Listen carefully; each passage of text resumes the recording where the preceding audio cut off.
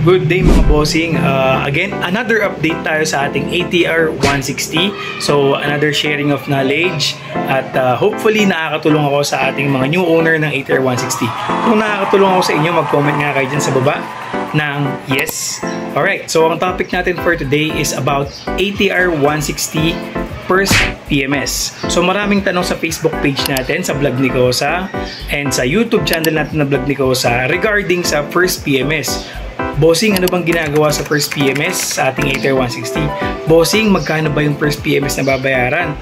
Bossing, ilan ba yung ganito ganyan? So para masagot na natin yung mga questions nyo, this vlog is for you guys na nagtatanong regarding sa first PMS na ating ATR 160 sa kasa. At pag-uusapan na rin natin dito kung ilang buwan ka pwedeng magpa-PMS ng free ang service or labor.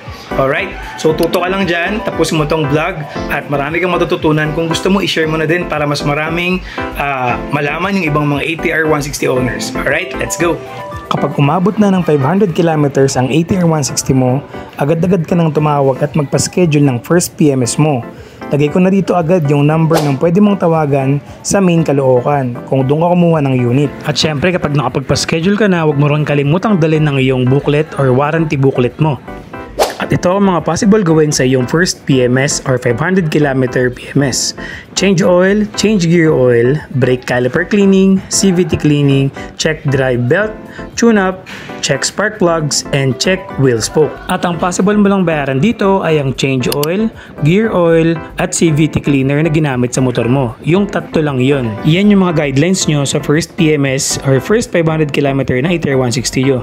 Ngayon, ito naman yung mga add-ons para dun sa check-up ng first 500 km ng ATR 160 natin. Add-on check-ups, ang ibig sabihin nito is yung may mga naramdaman kang hindi normal after ng 500 km ride mo sa ATR 160 mo. For example, knuckle bearing or ball race. So kapag may lagutok or tumutunog na ang manibela mo after 500 kilometers na very unusual, ipa-check up mo na rin yan. Next naman natin yung manibela mo. Kung nakatabingi ba siya or paling after ng 500 kilometers ride mo, pwede mo na kagad dyan pa-adjust sa kanila. At pati yung rear suspension mo after 500 kilometers, check mo din kung mauga or maalog. Patignan mo na rin yan sa kanila. At kung nagmo-moist man yung headlight mo after mo mag-ride sa ulan for 500 kilometers mo na gamit sa ATR 160, pa-check mo na rin sa kanila. Concern mo yung nagmo-moist camo na headlight mo.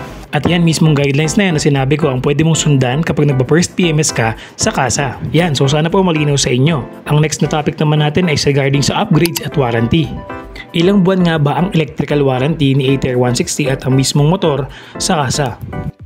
Ang ATR 160 ay mayroong electrical warranty na 6 months at engine and parts warranty for 1 year. At syempre case-to-case basis po ito kaya dapat i-report mo ng maigi sa kasa kung ano man mangyari sa motor mo if ever may factory defect or very random na issues. Kaya ako nasabing random na issues dahil for 6 months nagamit ko yung ATR 160 dito sa area ko at pan-deliver at pang long ride at sa lubak at paahon at palusong, wala pa naman ako nararamdaman na medyo major issues sa ATR 160 ko. Kasi nung first PMS na address ko na lahat yon at in-adjust lang nila ng konti, then okay na siya for almost 6 months, no problem at all. Pero syempre depende pa rin yan sa paggamit mo ng ATR 160 mo at sa bigat mo at kung paano mo i-drive ang iyong scooter. Okay, usapang warranty naman sa booklet. Kung ilang months ba talaga ang ating free labor warranty sa kasa. So papakita ko sa inyo yung warranty booklet na binibigay sa kasa. Lahat tayo meron yan. Kung wala kang nakuha yan, pwede kang bumalik sa kasa at hingin mo yung manual at warranty booklet mo. Pero I'm pretty sure lahat ng ATR 160 owner ay merong warranty booklet. Buklatin mo yon at basahin mo kung ilang buwan ang free labor services natin sa kasa. Alam nyo ba na meron tayong 4 na free warranty coupon? So for 4 PMS free labor services. So yung unang-una natin is yung first 500 km natin na free labor services. Next is yung second free service coupon na 1,500 kilometers or 60 days. And then yung next natin na coupon na pangatlo is third free service coupon na may 3,000 km or 3 months or 90 days. Then yung last natin na free service labor coupon or free labor na coupon is 6,000 kilometers or 6 months. So yan yung 4 na free coupon natin or warranty booklet na may 4 na coupon for free labor services. May mga nakalagay naman dyang date at kilometers para alam mo at hindi ka malito pagbabalikan ng kasa. Kaya hindi ka na pwedeng singilin sa kasa ng labor once na meron ka pa namang coupon sa warranty booklet. And for sure, alam naman yan ng kasa. Makikipag-coordinate ka lang sa kanila through your schedule ng PMS mo. Tatawag ka muna at least 1 week before ka magpa-PMS para malagay ka nila ng schedule and time slot. Again, hindi po pwede ang walk-in sa kasa dahil marami po talagang magpapa-PMS. So make sure na nakapagpa-reserve ka na ng slot mo or scheduling before ka magpa-PMS. Upgrade and installation sa kasa, may bayad ba? Ito pa yung isang tanong na random kong nakikita sa aking Facebook page at sa YouTube, and minsan nagda-direct message pa sa akin yung mga 8-tier owners natin. So ang sagot dito is yes, meron pong minimal fee once na magpa-install ka ng mga upgrades, electrical man yan or kahit anong upgrades sa kasa. Again, meron pong bayad yan pero minimal fee po yan. Ang pinaka-importante po is mapa-install nyo ng maayos dahil kabisado nila ang motor at hindi mabovoid ang warranty nyo. Yes, tama po yun. Hindi po mabovoid ang warranty nyo once nasa kasa po kayo magpa-install ng mga upgrades nyo. Whether busina man yan, MDL lights or kahit anong electrical upgrades, basta sa kasa mo pina-install, hindi mabovoid ang warranty mo at magbabayad ka nga lang. Alright, so again, wag po kayong malungkot kung may bayad yan or ganito dahil upgrades naman po yan at hindi rin po minsan hinihikayat ng kasa ang mga ibang electrical upgrades lalo na pag under pa siya ng 6 months electrical warranty. Pero dahil open naman ang QJ Motor sa mga ganyang upgrades, so pinapayagan nila na sila mag-install dahil mas kabisado nila ang unit but magbabayad ka nga lang. Pero good thing hindi mo ma-void ang iyong warranty. Ayos, di ba?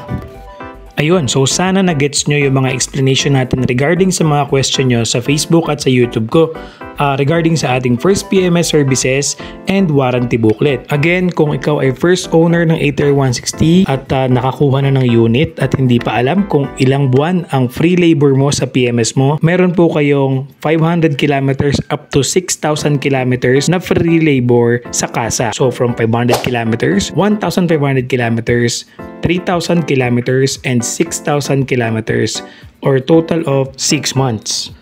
Ayan, so sana po hindi na kayo malito rito mga ka-8-tier 160 at always check your motorcycle vehicle from time to time habang nagre-ride ka dahil habang covered pa yan ng 1-year warranty at 6 months electrical warranty, panatag na panatag ang loob mo dahil pwede mo namang kausapin ng kasa regarding sa mga random issues. Again, random issues. Hindi ko po naranasan yung ibang naranasan ng may mga issues na yun at hindi po nawawala ang mga factory defect and issues in any brand of motorcycle, cars, at kung ano-ano pang mga appliances. So once again, this is my vlog ni Kosa. Don't forget to subscribe and like, share my Facebook and YouTube channel. Peace yo!